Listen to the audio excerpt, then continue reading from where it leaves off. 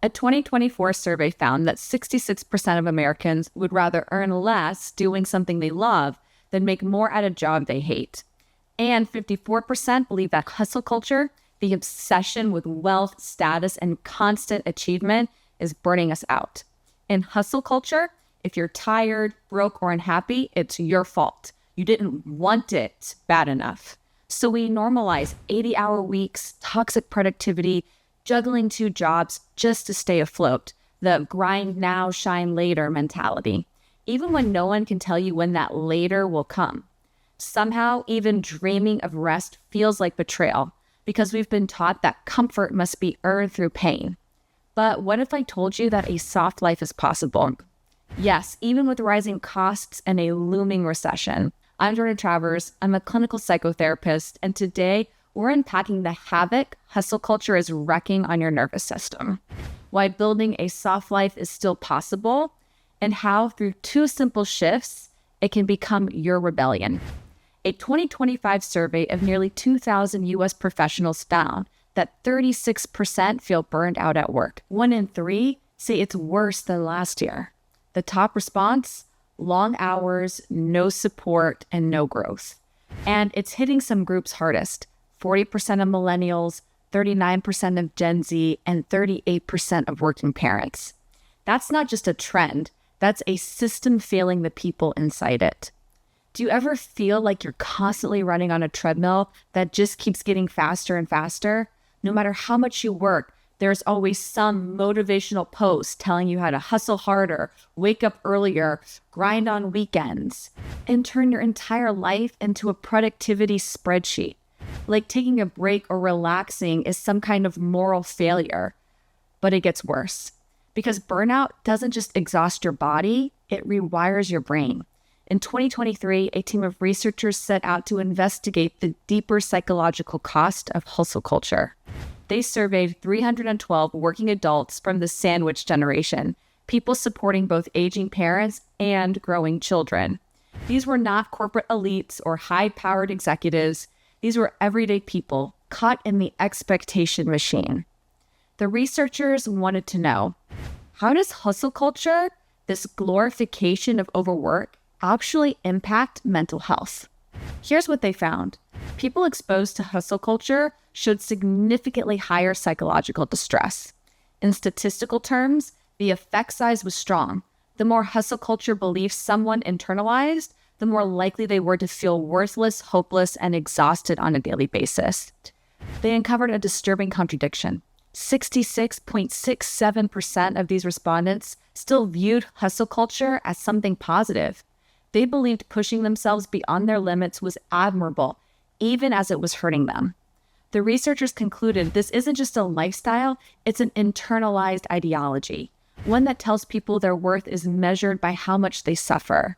But the study also found something hopeful.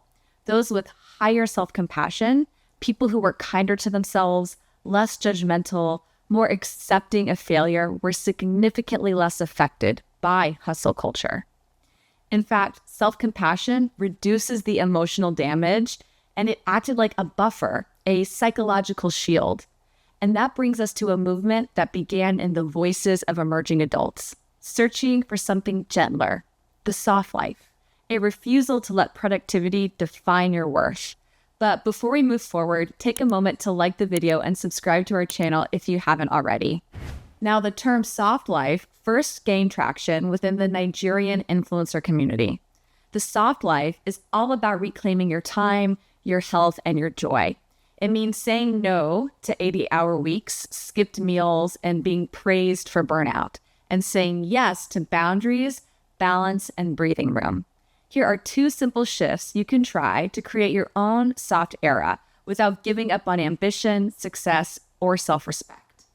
Shift 1, redefine success as fulfillment and not exhaustion. The first soft life principle is rejecting the glorification of burnout. Instead of measuring your worth by how much you achieve, soft life asks, are you at peace? And are you living on your own terms? 72% of Americans now define success through the lens of the soft life, favoring happiness, contentment, and personal fulfillment over status or wealth. Here's what it may look like for you. Find ways to weave moments of joy and intention into your daily routine. Maybe it's listening to an inspiring podcast on your commute, journaling for a few minutes when you feel overwhelmed, or walking to the store to soak up some sunshine. Challenge yourself to make mindful choices. Swap an expensive habit for a simpler pleasure. Coffee at home instead of the drive-thru. Finishing a book or a game before buying a new one. Or tackling a dollar store puzzle in short bursts. And automate what you can. Set up automatic transfers to your savings and retirement accounts. Secure your future first. Or create a dedicated savings account for future vacations or experiences. Having something to look forward to can make the present feel more bearable. Shift 2, revitalize your health with nervous system level self-care. Over 57.8 million Americans, that's more than 1 in 5 adults, live with a mental illness.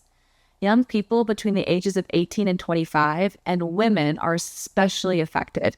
And yet for many, self-care still sounds like a luxury or just another item on a never-ending to-do list. But the research tells a different story. A 2023 systematic review explored what self-care means to young people with mental health difficulties. Across 28 studies, the researchers found one thing. Self-care isn't just journaling and bubble baths. It's a structured, repeatable set of actions that support mental health on a physiological level. So what does this look like in real life? Imagine waking up and checking in with yourself. How am I feeling today? That's self-awareness. You notice you're anxious, but instead of criticizing yourself, you offer a gentle word. It's okay to feel this way. That's self-compassion. You ate a nourishing breakfast and take a brisk walk, not for the calories burned, but because movement and good food help your brain and body reset. That's maintaining your physical health. You reach out to a friend or let someone you know that you're having a tough day. That's leaning on supportive relationships. You look at your calendar and realize that you're overbooked, so you cancel a meeting and give yourself breathing room. That's balancing your day. Maybe you take 5 minutes to breathe deeply, stretch, or just simply sit in silence.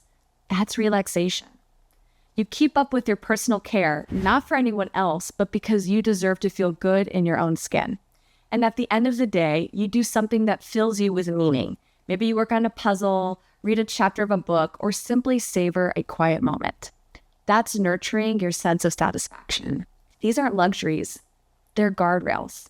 And when practiced consistently, these habits help you regulate stress, boost your mood, and keep you anchored no matter what life throws your way. And I know there's a big difference between knowing what's right for you and actually doing what's right for you. It's one thing to hear about self-care, boundaries, and redefining success. But it's another thing entirely to put those ideas into practice, especially when you've spent years surviving in hustle mode. Maybe you're listening and thinking, I want this, but I don't know where to start. Or maybe you've tried before, but old patterns keep pulling you back. That's where therapy can help. You don't have to figure this out alone. I'm Jourdan Travers. I'm the clinical director of Awake Therapy. And when you're ready to take the next step, you can book a session with me or a member on our team using the link in the description. Until next time, remember, rest is not a reward, it's your right.